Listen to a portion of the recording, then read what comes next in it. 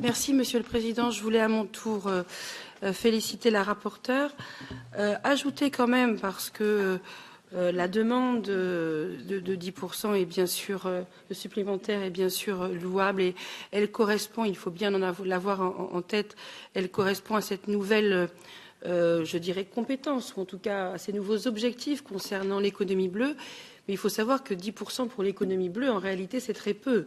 C'est-à-dire que, surtout sur un programme dont on sait qu'il est quand même très petit par rapport aux autres fonds structurels. Donc, ces 10%, en réalité, ne serviront probablement qu'à des études, car en plus de tout ce qui a été dit auparavant, le problème des océans, c'est que les données que l'on maîtrise sont très peu nombreuses et insuffisantes souvent, justement pour développer l'économie bleue, à la fois pour la sécuriser sur son développement fiable, mais à la fois pour les objectifs de développement durable qui ont été soulignés. J'ajoute une chose sur le développement durable, c'est que non seulement la pêche et l'économie est une des politiques les plus intégrées de l'Union, mais en plus, c'est justement une des politiques qui est le plus soumise au développement durable. C'est-à-dire que toutes les directions que nous avons prises, que l'Union européenne a prises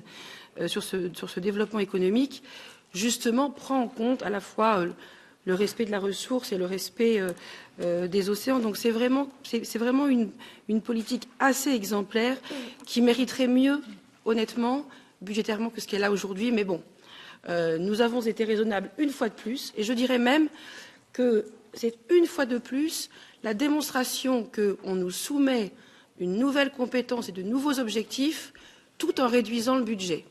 Et c'est ce que ce rapport refuse et c'est très bien.